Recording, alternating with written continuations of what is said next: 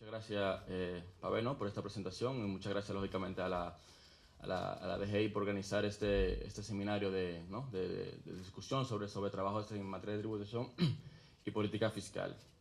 Creo que es la primera vez, de hecho, que me encuentro en un foro público donde todos, de manera muy orgullosa, se sientan parte de una mafia. Por la práctica de la omertá, característica de la mafia, no voy a decir más sobre la práctica. Y al mismo tiempo quiero decir que siendo un ramo de olivo hacia otra facción disidente, porque yo, digamos, me fui hacia la Pucamaima a dar clase, ¿no?, un poco para cerrar esa brecha, ¿no? Bueno, antes que nada, Harold, de hecho, gracias, una muy excelente presentación, y de hecho quiero tomarte prestado, ¿no?, un poco el tema del descargo, porque evidentemente estamos aquí, como había dicho el director de impuestos al inicio, ¿no?, en una presentación que tiene carácter sobre todo un poco académico, pero con la intención de que pueda alimentar el debate en la formación de políticas públicas y políticas económicas, ¿no? Entonces, en este caso, como he dicho Pavel, vamos a mover un poquito hacia el otro lado hacia el lado oscuro, hacia el otro lado, ¿no? Si simplemente vamos a pasar de la construcción de los números, que son muy importantes, a la parte de cómo, digamos, llegamos a ese número posteriormente con la parte de la economía política. Este es un trabajo aquí acompañado de dos colegas de la OCDE en París, Cristian Daude y Ángel Melguizo, que trabajan allá, y trabajamos juntos durante mi estadía allá en París. Y esto me da, digamos, el ligero beneficio de que los créditos, si los hay, me los llevo yo, y bueno, las críticas se las doy a ellos cuando estemos allá. Entonces, bueno, sin más chistes, pasamos. Ok, perfecto. Bueno, antes que todo, o sea, este es un trabajo ya sido publicado a principios de año, ¿no?, en el marco de un trabajo que veníamos realizando con la OCDE, pero al mismo tiempo tiene la ventaja de que se enmarca en el trabajo que existe ahora mismo, ¿no?, en la cooperación que existe entre el gobierno dominicano, dado por el Ministerio de Economía, al mismo tiempo el gobierno dominicano, perdón, y la Ministerio de Economía y la Dirección de Impuestos Internos, junto con la OCDE en materias de política, sobre todo fiscal, en ese sentido, y tributaria, porque recientemente el país entró a formar parte del Foro Global para transparencia en el intercambio de información con fines fiscales, ¿no? Entonces, este trabajo un poco se marca dentro de eso. Al mismo tiempo, también, en una colaboración que estamos realizando con mis colegas, con el Instituto Alemán de Desarrollo, que ellos están preparando un número especial de publicaciones basados en la política de la fiscalidad, sobre todo en países de desarrollo, y en específico, en algunos casos, en el caso de América Latina, ¿no? Nosotros contribuimos con este documento para el caso de República Dominicana. Ahora bien, un poco entrando en materia, ¿no? O sea, lógicamente aquí estamos hablando de los incentivos tributarios, y yo simplemente quiero enmarcar esta discusión con tres simples preguntas, ¿no? El por qué, el para qué y el cómo. En una primera me voy a enfocar en lo que llamamos el por qué. O sea, los incentivos tributarios son unos instrumentos ampliamente utilizados y, en nuestra opinión, frecuentemente abusados, que usualmente la intención de utilizarlos es para promover la inversión en países, sobre todo en países en desarrollo, ¿no?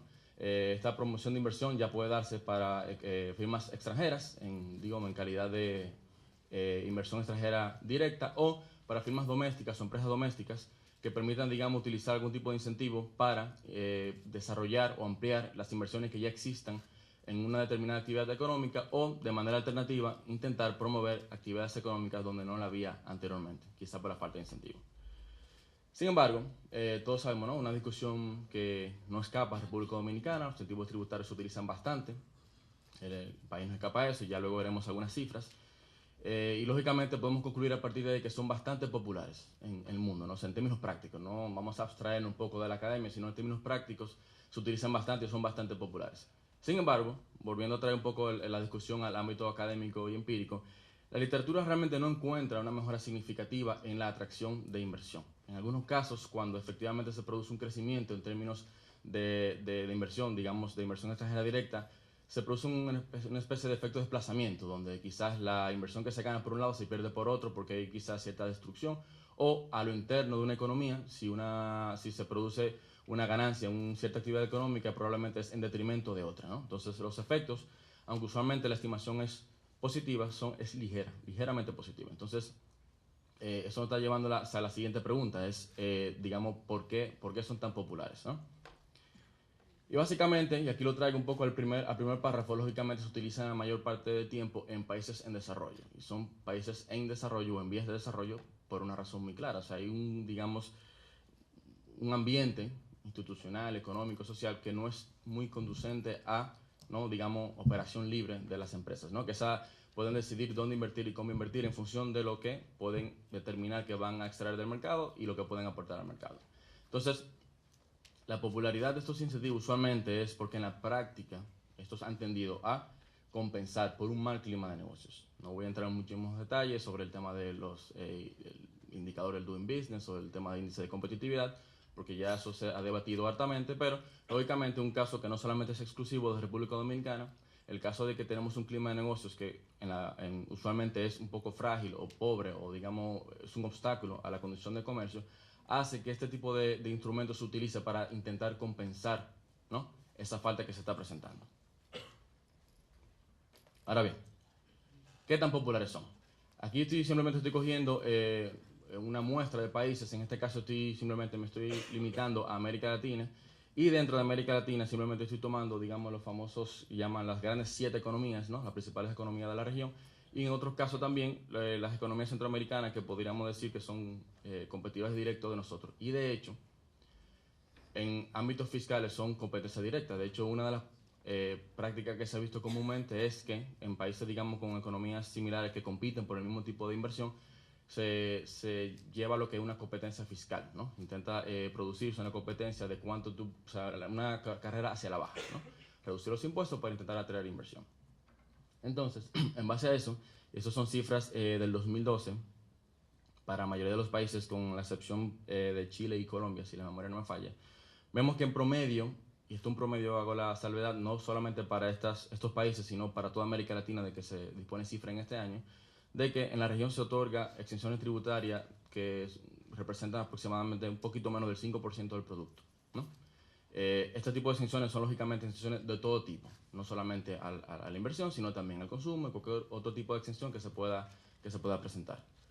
Y luego, para el resto de los países que estamos un poco analizando con más detalle, vemos como Dominicana, si ven con un colorcito un poco diferente, se coloca por encima de la media en este año, con exenciones que eran un representante del 5.1% del producto en el 2012.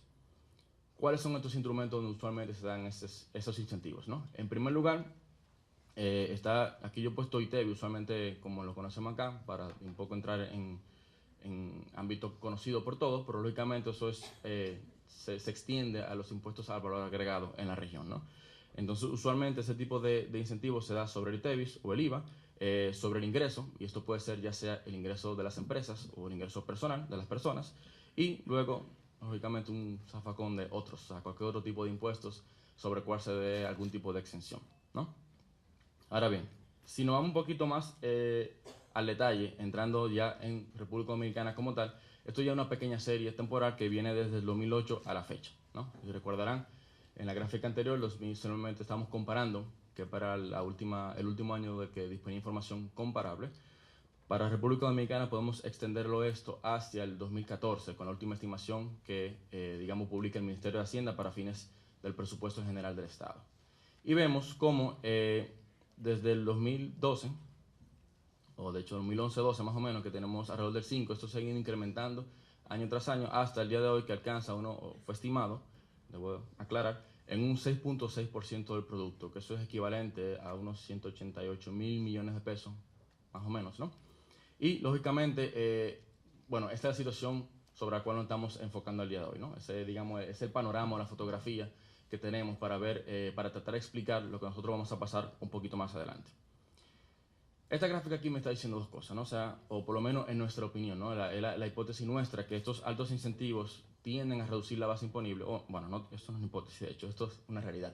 Los incentivos reducen la base imponible, lógicamente, porque, o sea, por construcción, por definición. O sea, yo estoy simplemente provocando una exención, o otorgando una exención, y por lo tanto, el universo de actividades grabadas, de personas grabadas, se me va reduciendo. Y en segundo lugar, en el caso de Dominicana es más importante porque 6%, y también volver un poquito atrás, podríamos quizás estar dentro de los países en la región que más otorgamos, pero digamos no somos Guatemala, por ejemplo. Pero para el caso dominicano, estas exenciones para el 2014 tienden a ser poco menos de la mitad del total de recaudación. Si recuerdan, la recaudación para este año se estima en un 14.1% del producto. Incluso si queremos, ya por un tema metodológico, sumar las contribuciones a la seguridad social bajo el nuevo sistema, estamos añadiendo unos 2 puntos del producto más. Entonces estamos hablando de un 6.6 de 16%, ¿no? Igual una cifra considerable que se estima que se está sacrificando, ¿no?, en exenciones tributarias. Entonces, lógicamente, ese nivel de sacrificio en términos de recursos produce ciertas limitaciones o serias limitaciones en la conducción de la política fiscal. Lógicamente no todo es negativo, la idea por la cual se da unos incentivos tributarios es que es porque se entiende que va a haber algún tipo de retribución en la práctica. La pregunta es si efectivamente ese es el punto, ¿no? Entonces, esa pregunta simplemente la dejo un poco ahí en el aire, si efectivamente esos incentivos están dando resultados, y voy a intentar recogerlo un poco al final, no de manera explícita, porque les recuerdo que es un trabajo que más que medir el impacto, simplemente se va un paso hacia atrás, ¿no? Simplemente se para y dice, toma como dado el hecho de que ya existe los incentivos tributarios en la práctica y nosotros queremos ver, ¿no?, cómo se hace ese proceso, ¿no?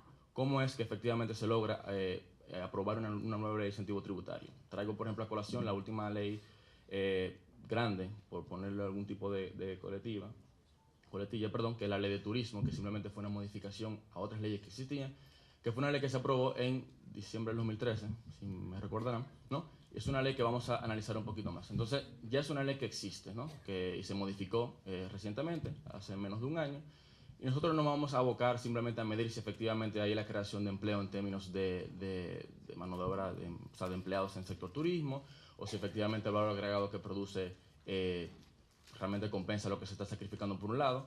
Esas son preguntas importantes, muy importantes de hecho. El hecho de que no la estamos contestando no significa que la estamos minimizando, simplemente el enfoque nuestro es diferente. Yo estoy diciendo, bueno, perfectamente, se aprobó la ley 195-13, la última modificación a la ley de turismo.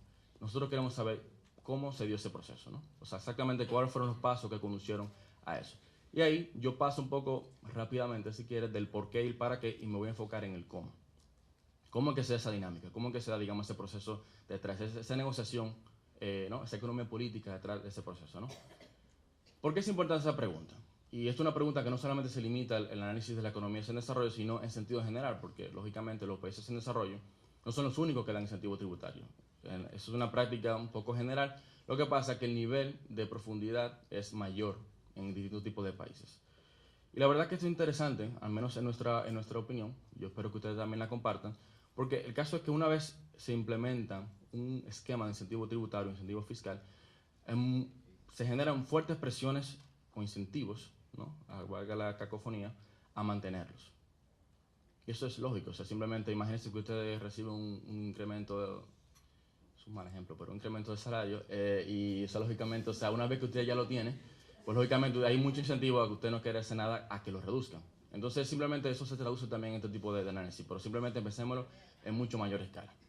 Entonces, en ese sentido, este artículo en particular, nosotros nos queremos enfocar en el cómo los agentes económicos, y nosotros en especial hacemos una mención a las élites económicas, y digamos no se enfoque mucho en el término, o sea, un término que es un documento que viene del inglés y esto es una traducción libre por mí, simplemente utilizamos élites económicas o grupos de poder o grupos de interés, ¿no?, sin ningún tipo de detrimento, pero en la misma onda, ¿no?, como estos interactúan desde las instituciones que manejan o administran ese incentivo. Y quiero que ustedes aquí traigan, o sea, aquí el desde en cursiva no es un typo, no es un error. Quiero que eso lo mantengan un poco en mente porque eso va a formar parte importante de lo que nosotros vamos a demostrar o intentamos demostrar un poquito más adelante, ¿no? O sea, en específico lo que queremos ver es lo siguiente, ¿no? Cómo los agentes cabildean, y aquí me voy al buen dominicano, el establecimiento y la permanencia de los incentivos tributarios, ¿no? Ese es un poco el objetivo que nosotros queremos, el objetivo que tiene este trabajo y por lo cual nosotros entendemos que se da esta dinámica.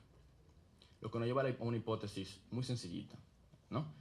Una vez que las élites, grupos de interés o grupos de poder tienen el poder de operar de nuevo desde la estructura institucional, pues se crea una fuerte resistencia al cambio y lógicamente una vez que se está ahí, los regímenes, una vez que se logra poder operar y poner sobre la marcha eso, se crea una especie de frontera o de barrera más bien, ¿no? O se hace menos vulnerable a que puedan ser cambiados, ¿no? Esa es la hipótesis básica. De manera alternativa, cuando esto no es posible, pues entonces se va a generar una muy fuerte presión. O sea, es simplemente una es un espejo de la otra. Nosotros trabajamos bajo la hipótesis de que una vez que se otorga eso, ese tipo de incentivo, y los grupos son capaces de trabajar desde los mecanismos que administran esos tipos de incentivos, entonces lógicamente hay mucha presión para que no se modifique, ¿no? O hay mucha cabildeo, mucha discusión para que no se modifique. Sin embargo, Si no son capaces desde un principio de estar ahí, pues entonces efectivamente vamos a cambiar eso, porque el sistema un poquito no sirve en ese sentido. Esa es una hipótesis básica que nosotros queríamos un poco demostrar. Cuando les pedía que se enfocara un poco en el desde, es precisamente por lo que voy a decir a continuación, ¿no? O sea, aquí entrando un poquito ya en el marco teórico de a qué me estoy refiriendo con la economía política, en este caso la voy a traer directamente al ámbito que nos ocupa, que es la política fiscal y tributaria, ¿no? Esta economía política se enfoca en la relación entre los distintos actores e instituciones y el resultado de dicha interacción, ¿no?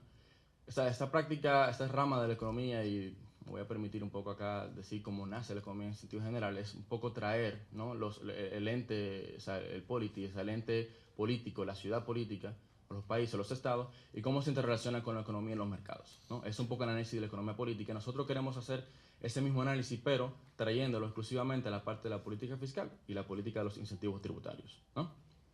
Y esa interacción entre los agentes y las instituciones se pueden producir, digamos, de dos maneras en nuestro entender.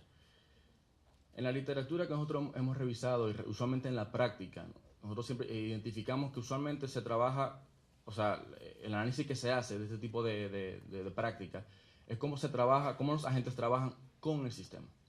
¿A qué yo me refiero con esto?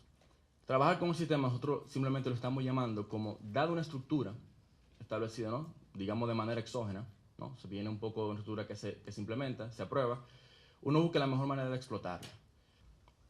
Ahora bien, por mucho que nosotros nos creamos súper innovadores, lógicamente aquí no estamos redescubriendo la fórmula del agua tibia. Esto es algo que ya fue tratado de manera, digamos, pionera en un principio por George Stigler, ¿no? Que fue uno de los primeros economistas en analizar o describir la captura, lo que él denomina la captura de las burocracias. El enfoque de nosotros está un poquito, digamos, diferente porque es a nuestra interpretación al menos, esta captura de la burocracia usualmente se da en el marco de lo que nosotros definimos trabajar con la estructura, pero con una influencia un poquito más marcada, ¿no? Es un poco la diferencia que nosotros hacemos con Stigler. Ahora bien, una vez que tenemos eso, ¿no? Un distinto enfoque, el marco teórico que nosotros nos estamos amparando, ¿cuál es? Y aquí nosotros, digamos, nos vamos de nuevo, a salir un poquito de lo que es mainstream, de lo que es normal, un poco en la literatura, y nos vamos a enfocar en la teoría del uso del poder. Esto ya es lo que viene trabajando en un principio el Banco Mundial recientemente, que se ha enfocado mucho al análisis de economía política. Nosotros un poco revisando esos documentos y dando con otro tipo de análisis, pues tomamos como base de partida este tipo de marco normativo, de marco teórico, para intentar explicar el comportamiento. La pregunta es ¿por qué? ¿Por qué esa fijación en el uso de la teoría del poder? Nosotros, digamos, hacemos la diferencia entre lo que usualmente se utiliza o se contempla en literatura, que es el modelo basado en la elección pública o el public choice, y nosotros un poco el modelo basado en uso del poder, que también ese trabajo del Banco Mundial viene un poco derivado de un trabajo que había hecho Terry Moe, un trabajo sobre la política o el poder político, entre el poder y las instituciones políticas, ¿no? Ese trabajo que está ahí. ¿Por qué nosotros pensamos que este último enfoque, el enfoque basado en el poder, es un poquito más apropiado para analizar este tipo de análisis, hacer este tipo de análisis? Es porque los modelos basados en elección pública, ¿no? Hacen una relación entre los actores y las instituciones, ¿no? En un proceso de negociación que tiene restricciones para autoeficientes. En buen cristiano, o sea, lo que yo quiero decir con esto es simplemente que se entiende que un proceso de negociación lógicamente produce ciertos ganadores y perdedores. Y en la noción paretiana o del óptimo de Pareto se entiende que esos perdedores de alguna manera se ven compensados, no beneficiados, pero compensados, o sea, sus pérdidas se ven compensadas al menos parcialmente por estos ganadores, ¿no? Esta noción, usualmente de óptimo paretiano, es la que usualmente marca la discusión desde el punto de vista basado en elección pública. Ahora, nosotros entendemos que esto es un enfoque un poco limitado para explicar la influencia de grupos de interés en el diseño e implementación de políticas. ¿Por qué? Y ahí un poco nos vamos a mover al enfoque que nosotros vamos a utilizar como marco teórico para explicar el trabajo del día de hoy. Es simplemente el modelo basado en poder. Porque, y aquí es muy importante lo que voy a decir porque no quiero que se malinterprete, aún basados en ambientes democráticos, porque lógicamente todo esto estamos eliminando el elemento coercitivo o no democrático de paso, simplemente estamos basados en democracia, ¿no? Donde opera el tema institucional. Aún en este tipo de ambiente, las instituciones no necesariamente son cooperativas, ya que de por medio está el ejercicio del poder. Y eso es importante porque eso implica que las instituciones se crean y se forman según intereses en particular. Quien tiene la capacidad de imponer o, digamos, salir ganando, ¿no?, en la batalla, no necesariamente va a compensar al que pierde, entre comillas, ¿no? Esto es en el juego de negociación que me estoy refiriendo, ¿no? Aquellos que pierden no necesariamente se van a ver compensados por aquellos que ganan, porque estos últimos, los que ganan, no necesitan a ellos para imponer las reformas, ¿no? Este, digamos, es el tema base, el tema central de esta política del uso del poder. Nosotros entendemos que es bastante, digamos, aplicable a el ejercicio de la economía política cuando hablamos de los incentivos tributarios, lógicamente. ¿Por qué? Porque, digamos, no, por más que, a pesar de que la cifra quizá pueda decir lo contrario, o sea, no hay la capacidad fiscal de simplemente dárselo a todo el mundo, al margen de lo que se quiera o se pueda pensar. Entonces, lógicamente, hay que hacer una discriminación, una distinción entre quién recibe y quién no recibe. Y esa discriminación se hace no sobre la base, necesariamente, de un análisis, digamos, en blanco y negro, ¿no? Sin sentimiento ni emociones. Lógicamente, hay toda una lógica de negociación detrás que empuja un poco este tipo de resultados. Y por eso nosotros utilizamos este tipo de modelo para explicar el comportamiento en el caso de República Dominicana. Ahora bien, habiendo un poco pasado la parte, no sé si son las luces, pero afortunadamente nadie se me ha dormido todavía, vamos a entrar un poquito más en materia, a hablar en el caso práctico de República Dominicana. Y aquí quiero hacer una salvedad muy importante. Aquí nosotros simplemente nos vamos a referir a los incentivos a la inversión en República Dominicana. ¿Por qué? Porque quiero un poco que usted escape, un poco que salga de su mente el grafiquito que le enseñé anteriormente sobre el 6.6%. Porque esas son exenciones que son el total, el universo de exenciones que se otorgan en República Dominicana y de la cual, hay que decirlo, más de la mitad se otorga en exenciones al consumo, al ITEVIS. Entonces, o sea, no es cierto que ese 6.6% se va a los empresarios, no es cierto que ese 100%, ese universo de exenciones, simplemente lo reciben 3 personas, no. Una buena parte, unos 3.6%, si la memoria no me falla, de esos 6.6, o sea, más de la mitad, se van exenciones al ITEVIS, al consumo. Y eso es bueno tenerlo en mente, ¿no? Porque al final, digamos, en pos de la transparencia. Entonces nosotros vamos a hacer una abstracción de eso y nos queremos enfocar en la parte de incentivo a la inversión, ¿no? ¿Por qué esta parte? Bueno, al final, San Dominicana siempre se celebra, y yo, bueno, de manera correcta, ¿no?, como una economía que, a pesar de su relativo tamaño pequeño, ¿no?, ha logrado exhibir altas tasas de crecimiento. Sin embargo, no ha logrado mantener una senda un poco estable en el tiempo, ¿no? Siempre ahí tenemos unos altos y bajos que son normales a las economías por ciclos económicos, pero esperaríamos que ya se esperaría que Dominicana tuviese una senda un poquito más estable o menos inestable. Y nosotros entendemos que la fiscalidad y sobre todo la composición juega un papel importante en esto. ¿Por qué digo la composición? La composición porque, tal como está armado el sistema, la estructura tributaria dominicana al día de hoy, tenemos que unas 3 figuras te explican, ¿no?, entre el 70 y 75% de la recaudación. Un sistema bastante inestable, bastante frágil. Si tose, por ejemplo, o sea, todo un poco nos golpea echar gasolina, pero al mismo tiempo el gobierno depende, o el sistema fiscal depende en gran manera de eso, entonces eso es un sistema bastante inestable. Entonces, nosotros, digamos, entendemos que lograr, digamos, una mejor estructura fiscal y tributaria es conducente a un mejor funcionamiento del sistema económico, ¿no? En segundo lugar, el país ha tenido amplia experiencia manejando esquemas de incentivos a la inversión. Incentivos en general, ¿no? Ahora mismo existen más de una veintena de leyes que otorgan un tipo de exención, tanto a la inversión como al consumo y demás, pero el país no es la primera vez que está un poco manejando este tipo de incentivos, este tipo de esquemas, perdón, y eso es a lo que me voy a referir un poquito más adelante, ¿no? Y luego, un poquito yendo todavía un poquito más a lo profundo, o sea, lógicamente no vamos a analizar todos los esquemas de inversión, porque son bastantes, simplemente nos vamos a enfocar en 4. Y estos 4 no son escogidos al azar, tienen una lógica detrás de ella que vamos a analizar un poquito más en detalle, ¿no?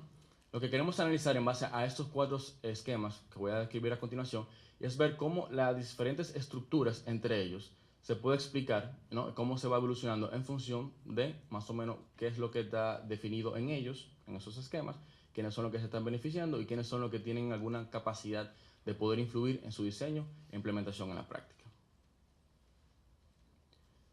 Bien, los esquemas que nosotros vamos a analizar o que analizamos de ellos son 4, como ya he dicho, ¿no? O sea, el esquema de incentivo de zonas francas, el de la ley de desarrollo fronterizo, el de turismo y el de industria en el tema de proindustria. Aquí solamente hago una abstracción a la ley original que le dio, o sea, la ley que dio origen a este tipo de esquema, pero nosotros también consideramos las modificaciones que se hacen en esta ley. Por ejemplo, el turismo ha sufrido 2004, 3 modificaciones a partir de ahí, más los reglamentos, la frontera también, o sea, la zona franca en el 11 me parece que hubo algún tipo de modificación. Es decir, nosotros no solamente nos vamos a la parte original, simplemente estamos un poco rastreando la evolución en el tiempo desde la primera vez que se enfocó que se aprobó este tipo de esquema. ¿Por qué cogemos estos 4? Aquí voy muy brevemente a decir algunos puntos clave, ¿no? En primer lugar, la zona franca, lógicamente, no tengo que entrar mucho en detalle con el tema de la importancia o su relativa importancia, ¿no? Un sector que genera divisas, que en un momento, yo diría, me atrevería a decir en el pasado, fue clave en la estrategia de desarrollo en el país. Y en este último punto, en los 4, quiero traer algo que para nosotros es muy importante, ¿no? Que sobrevivió la reforma del 92. Cuando hablo de la reforma del 92 es la reforma aquella grande que se hizo sobre el Código Tributario, que es el código que está vigente el día de hoy, al margen de las modificaciones. Y eso fue una ley que la precedió, o sea, fue 2 años antes. Sin embargo, pudo, digamos, sobrevivir a eso. Y eso nos está diciendo nos dice algo más o menos del comportamiento que hay detrás. En segundo lugar, es la ley de frontera, o de desarrollo fronterizo, ¿no? Es importante, bueno, en parte no, en la región más pobre del país. Y tiene la particularidad de que los incentivos son poco en valor absoluto, pero tiene la particularidad que realmente en la práctica son incentivos que, con escasas excepciones, y escasas e importantes, que no tengo que decir por qué, porque aquí todos las conocemos, son incentivos en práctica que son de muy poco valor añadido. Entonces, en la práctica, este tipo de excepciones que se están dando realmente equivale a un subsidio directo a la inversión. O sea, un sistema que está perversamente diseñado y explotado. Luego pasamos a la parte de turismo. Aquí, digamos, una industria sin chimenea, que es clave para la generación de empleo y divisas en el país. Se ha puesto también como ancla de la estrategia de desarrollo hacia futuro y por lo tanto es importante analizarla, ¿no? Lógicamente. Y también los incentivos son pocos en valor absoluto y aquí toman el poco también entre comillas porque es el poco en comparación con estos 4 incentivos, ¿no? Se dan ciertos incentivos importantes, pero son pocos, ¿no? Ahora, nosotros la consideramos importante porque esa ley, este esquema, ha sufrido varias modificaciones desde el 2001, cuando se aprobó la primera vez, y nosotros, por ejemplo, ha creado grandes distorsiones al sistema. Por ejemplo, aquí yo traigo la mención del turismo inmobiliario, o lo que es una especie de exención a la propiedad de una segunda casa. Y por último, traemos a colación, ¿no?, el sector industrial. Es un sector que no necesita, digamos, presentación, un sector clave de la economía, representa aproximadamente 1/5 de la producción nacional. Es un sector también que está caracterizado porque está bien organizado y es experimentado, porque ha tenido, digamos, una larga trayectoria batallando con este tipo de esquema, ¿no? Y al mismo tiempo es un actor clave, a nuestro entender, en el diseño y la implementación de los incentivos fiscales, ¿no? Entonces, con este tipo de esquemas es que nosotros vamos a realizar análisis. Y en base al marco teórico que yo escribí hace poquito, ¿no?, nosotros vamos a hacer, digamos, un análisis comparativo entre estos 4 esquemas para ver un poco la composición y vamos a intentar explicar por qué se producen este tipo de cambios en los esquemas. Y aquí, muy brevemente, no quiero un poco sobrecargarlo con información y yo quiero... Se me escapó un poco el puntero, pero suerte que preví eso. Y yo quiero que ustedes simplemente se vayan a enfocar al número que está en rojo, ¿no? Pues la presentación la tienen ahí en un CD y ya pueden analizarla con más detalle, ¿no? Esto se refiere a los incentivos tributarios, nosotros hicimos a la inversión, estimados para el 2014, ¿no? Y si recuerdan, como lo dije anteriormente, que el 6.6% es muy bien para hablar en sentido general, vamos a olvidarnos de él y vamos a entrar un poquito en materia para el tema de inversión. Como para estos 4 esquemas, ¿no?, los incentivos tributarios fiscales que se están otorgando solamente son un 22% del total de exenciones que se dan en el país, ¿no?, por lo menos estimado para este año. Sin embargo, cuando vemos, y simplemente lo vamos a llevar al universo de los incentivos que se dan a la inversión, estos representan casi el 60% de los incentivos, ¿no? En esos 4 está contemplada 3/5 parte de todos los incentivos fiscales que se le da a la inversión en República Dominicana. Inversión que puede ser un importe extranjero, puede ser doméstica o local, eso da igual. Ahora bien, llevándolo un poco a un tema usualmente que es más manejable, más maleable en prensa o digamos, en el conocimiento un poco popular, o sea, como proporción del producto, esto solamente representa, este 60% del total de inversión o 22% del total de incentivos, en términos del Producto Interno Bruto solamente representa un 1.4%. Cifra que parece poca o un poco insignificante, hasta que nos recordamos que las recaudaciones son aproximadamente 14%, 14.1% estimada para este año, y si queremos sumar el tema del nuevo sistema de seguridad social, son 2 puntos adicionales, es decir, 0.4 más o menos por ciento, ¿no? Estamos hablando que esas exenciones están casi del orden del 10% de la recaudación, ¿no? Casi estas exenciones a estos cuatro incentivos, a estos cuatro, digamos, áreas económicas, ¿no? Representan un sacrificio casi del orden del 10% de la recaudación. Y de nuevo, esto en sí mismo no es necesariamente malo. O sea, digamos, hay un sacrificio por un lado que se espera, ¿no? Que eso, digamos, parte de otra agenda de investigación, que ver cuáles son los beneficios que se están digamos, recibiendo por ese tipo de sacrificio. Entonces, al margen de eso, o sea, un poco del número, y digo al margen no de manera muy medaganaria, sino un poco dejándolo a un ladito, tenemos que los incentivos tributarios son pobremente enfocados. Aquí hay un cuadrito muy, bueno, en la conversión al PDF hay un pequeño error, déjame un poquito desnudar ese lío ahí. Al final, es un pequeño resumen de ese tipo de regímenes, ¿no? Y aquí estoy tomando tres instrumentos principales: el tema del arancel, el tema del ITEVIS y el tema del impuesto sobre la renta a empresas. Y vemos, esta X simplemente marca que en todo se prevé algún tipo de exención, algún tipo de beneficio en este tipo de instrumentos para los cuatro esquemas. En el consejo directivo, esto es algo importante porque ahí vamos a entrar un poquito más en detalle, en todos ellos, excepto uno, es público y privado, o sea, coexisten ambos elementos. Y el tema de la duración, que es algo en general que es un poco bastante discutible, aquí si no se entiende nada, voy a ir rápidamente por pedazos. El de zona franca, es decir, 20 años, pero prorrogable de manera indefinida, como la ley prevé, la potestad al Consejo Nacional de Zonas Francas de Exportación. A la parte de fronteras, desarrollo fronterizo, son 20 años. Al de turismo, 15, y este 15 está incorporando la última modificación que se realizó a la ley en el 2013 por cada proyecto. Y para la parte de industria, indefinido. Cuando digo indefinido, no a la empresa que se beneficia. La empresa que se beneficia tiene apenas unos 5 años, si no me falle, sino que el esquema como tal es indefinido. Por lo menos hasta que hay una derogación de ley, digamos, cualquier empresa que se pueda instalar el día de hoy, o en 20 años, 50 años, si la ley no sufre ninguna modificación, puede gozar de ese tipo de incentivos, ¿no? Ahora, la empresa que lo recibe solamente tiene unos 5 años para hacer todas las adecuaciones y gozar de los beneficios que en la ley se prevé. Ahora bien, y esto un poco, siendo un poco redundante, o sea, ¿cuáles son, digamos, las características de este tipo de incentivos? O sea, son exenciones amplias, lo que usualmente en la literatura se conoce como el tax holiday, simplemente un 100% de exención en ITEVIS, en aranceles, en impuestos sobre la renta. Y aquí de manera perversa, incluso, no solamente para estos cuatro, sino en general, se extiende un poco el tema de tasas municipales, cualquier impuesto que exista y pueda prever en el futuro. O sea, somos un poco ahí videntes incluso en todo lo que se pueda dar. Es un horizonte temporal largo, o relativamente largo, porque también hay proyectos que toman un tiempo en madurar, eso hay que mencionarlo. No se realiza un análisis costo-beneficio, y no digo esto en detrimento del excelente esfuerzo que se está haciendo últimamente en materia de transparencia. Al momento no se está realizando, o no existe un análisis costo-beneficio, se está realizando ahora, pero digamos es algo que se tiene ya en el caso de Zona Franca, por poner un ejemplo, porque es el más viejo, no por nada en particular, que se tiene unos ya 24 años y todavía, digamos, no hay un análisis costo-beneficio profundo. O sea, no que necesita ciertos números, sí lo existe, pero no profundo, ¿no? Algo importante es que la legislación está fuera del Código Tributario. Esto es algo que crea muchísimos problemas a la hora de administrar. Tiene su propia estructura directiva, que eso también, eso realmente, y eso que cuando digo eso, lo quiero llevar un poco cuando hablo del tema del Consejo Directivo, porque eso es algo muy importante para los fines que queremos demostrar. Y, lógicamente, tenemos al Ministerio de Hacienda como casi un llanero solitario, ¿no? Solamente está en este tipo de consejos, pero es una única voz, casi como decía mi madre, arando en el desierto. Ahora bien, la pregunta es, o sea, yo estoy haciendo, digamos, hasta cierto punto, unas hipótesis relativamente fuertes, entonces la pregunta es, ¿qué tanto influyen los grupos de poder, en este caso en Dominicana, ¿no?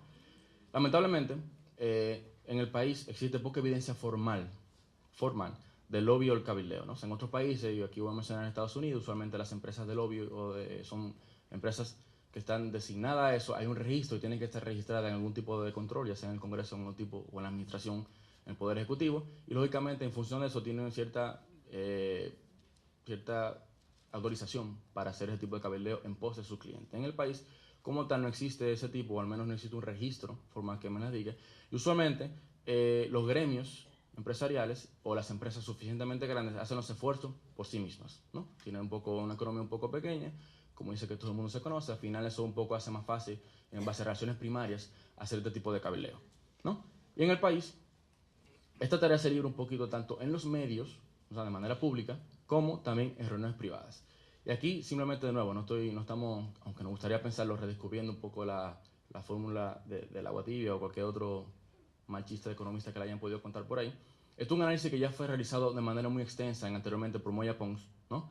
En su libro Empresarios en Conflictos, donde analiza todo ese tipo de cosas. Y en base el autor a recortes de prensa y también reuniones privadas con actores involucrados, tanto públicos como privados, logra, digamos, armar una estructura que, en nuestra opinión, es un buen análisis de la economía política para, digamos, la primera ola de incentivos tributarios. Y luego, más reciente, Andújar, en un artículo del 2005, digamos, trae esta premisa básica de Pons, de Moya Pons, pero la trae un poco para analizar lo que él llama una segunda ola de reformas estructurales y analiza lo que fue la reforma del Código Tributario, del Código Arancelario, y posteriormente la ley de reforma extranjera, en fin, todas estas grandes reformas entre el 90, 91 y 95 que pasó en el país.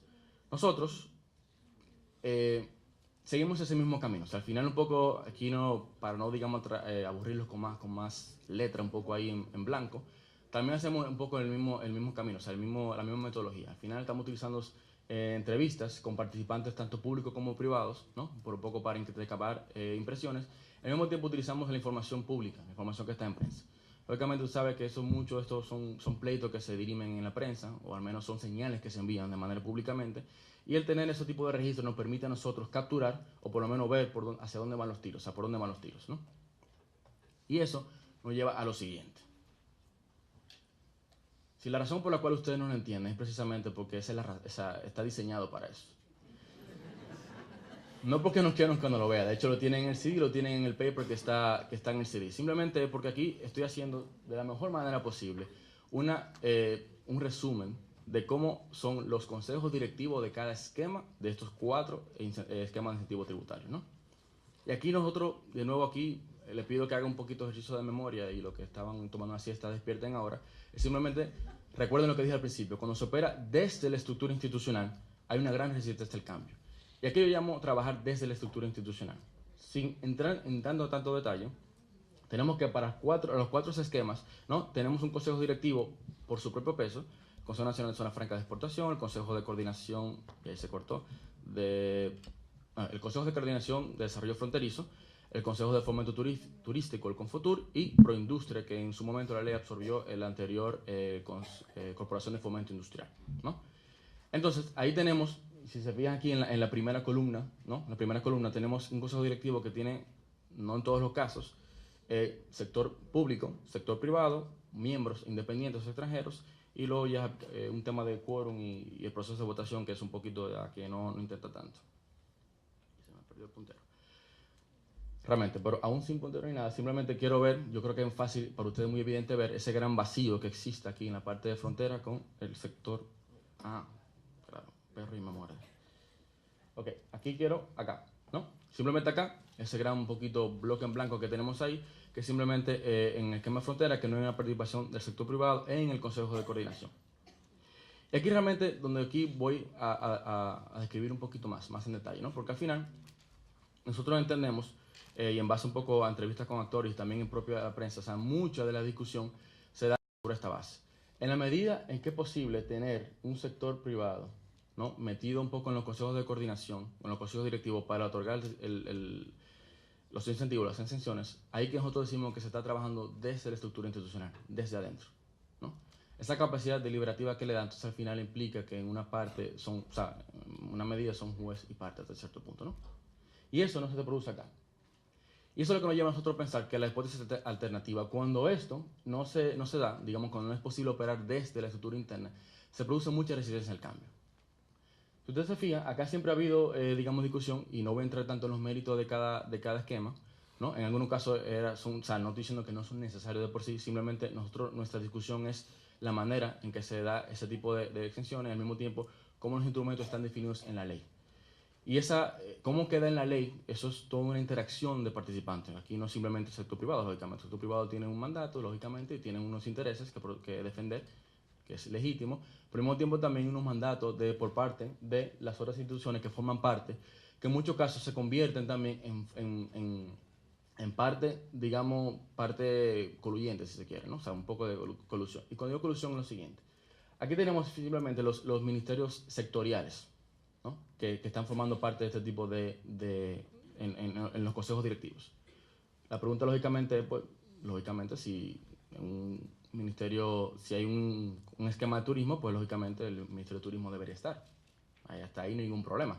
El tema es que en la práctica se ha evidenciado que esto se convierte son los principales voceros o los cheerleaders o porristas del sector. Porque usualmente el éxito de los incumbentes se está midiendo en función de qué tanto logra avanzar el tipo de sector.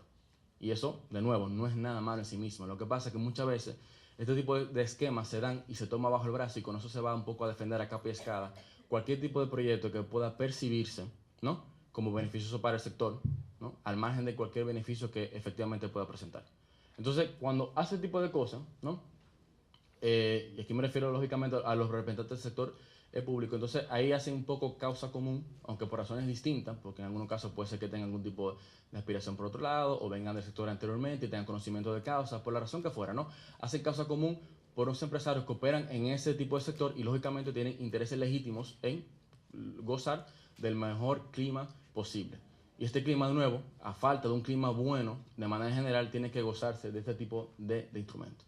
Entonces, ahí que nosotros decimos, o sea, aquí lo que estamos viendo, al menos en nuestra opinión, es una especie un poco de captura, porque todo eso se está dando como un consejo aparte, donde el Ministerio de Hacienda, como buen llanero solitario, no, ni siquiera está en todos lados. Aquí solamente lo vemos presente en el Consejo de Zonas Francas, en el de Turismo y ya. Lo de Hacienda que están aquí quizás me podrán corregir al final. Yo espero no haber cometido ese bobo ahí en ese cuadro. Pero de todas maneras, lo que estamos viendo, ¿no?, que tenemos, digamos, un sector, un único ministerio hasta cierto punto, y además en adición o en ausencia de cuando el Ministerio de Economía no está, que tiene una especie de una visión un poquito más amplia, ¿no? Y lo que tenemos son ministerios de línea o sectoriales que se convierte un poco ya en parte del sector. Entonces, cuando se produce, y lógicamente, o sea, y aquí no voy a entrar mucho más detalle de lo que ya está escrito ahí en el documento, aquí estoy tratando, lógicamente, la parte empresarial como un ente monolítico, incluso el sector privado, o sea, hago la abstracción del sector político entre el sector público, perdón, entre los ministerios sectoriales, el ministerio quizá de Hacienda o el de Economía, y estoy tratando al sector privado como un ente monolítico. O sea, no es así, lógicamente, ¿no? O sea, no puedo, sería injusto con ellos intentarlo meterlo todo en el mismo saco. Lógicamente hay distintas opiniones, distintos sectores, y de hecho se ha evidenciado que en algunos casos los propios líderes empresariales poco llaman la atención sobre el tema de racionalización, aunque digamos siempre y cuando no esté tanto tocando lo que están acá, ¿no? Ya me están haciendo un poquito la seña y ya te voy a ir un poquito más rapidito, ¿no? Ahora bien, eso lo que me está llevando a mí, digamos, la hipótesis alternativa. Cuando no se puede operar desde la estructura, pues entonces, digamos, queremos hacer una presión para cambiar, ¿no? Y eso me provoca aquí quiero traer tres elementos, ¿no? En primer lugar, hubo un cabildeo activo para modificación de la ley de desarrollo fronterizo que se reformó pocamente después de su aprobación, aunque nosotros entendemos que corrigió varias fallas que eran importantes. Por ejemplo, había una exención abierta del ITEVIS que no solamente aprovechaba solamente los insumos, sino también a la venta del producto final, algo que es, digamos, un poco absurdo. Y en segundo lugar, también esa ley, incluso en su definición, tenía unos legisladores que eran convertidos en ejecutores, ¿no? Si recuerdan aquí, rápidamente aquí en la parte del Consejo de Desarrollo Fronterizo, en primer lugar tenemos los senadores y las diputadas, como se aprobó, y diputados y diputadas, como se aprobó en la ley. Tenemos, digamos, legisladores que pasan a ser ejecutores. Entonces, digamos, es algo que de por sí es incluso inconstitucional y por lo tanto eso fue corregido.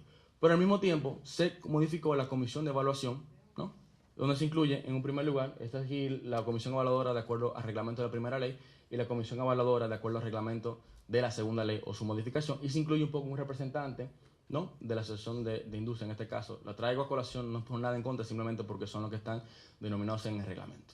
Entonces, aunque no está en el consejo directivo, está en la comisión de evaluación, y la comisión de evaluación en última instancia son los que están un poco, dan el visto bueno sí o no. Y valga la aclaración de que el consejo directivo puede un poco no tomar en consideración este tipo de opinión, pero es una opinión que acarrea peso, ¿no? Bueno, y ya aquí simplemente brevemente traigo a colación un poco el episodio en la reforma del 2012 o la modificación tributaria del 2012, donde en un principio se manda la revisión de la ley de desarrollo fronterizo y otras leyes que en un principio mandaba que se modificaran, luego simplemente fue un poco licuada el texto final como quedó una vez que se aprobó por el Congreso. Bien, concluyendo, o sea, en última instancia, o sea, ¿qué nosotros encontramos con este tipo de artículos, ¿no? El incentivo tributario es un instrumento abusado, tanto para el consumo como para la inversión. Eso es el sentido general, ¿no? Lógicamente, la debilidad institucional ha permitido la captura de los mecanismos de política, incluyendo un poco lo que llamo colusión, que aunque quizás es un tema un término muy fuerte, pero ha probado una especie de tándem, ¿no? En el diseño, la implementación o en ambos, ¿no? Sin embargo, este tipo de incentivos, por más que se quieran dar, no pueden compensar limitaciones en áreas clave como infraestructura, capacidad institucional, el tema energético en República Dominicana, que es muy importante. Y nosotros entendemos que un mejor clima de negocio sería mucho más beneficioso que esto. Y, lógicamente, y no puedo, digamos, subrayar esto lo suficiente, cuando sea necesario, porque, o sea, no son malos el incentivo tributario como instrumento, tienen que estar mucho mejor definidos y enfocados. Y que nosotros nos permitimos hacer algún tipo de recomendación de política, ¿no?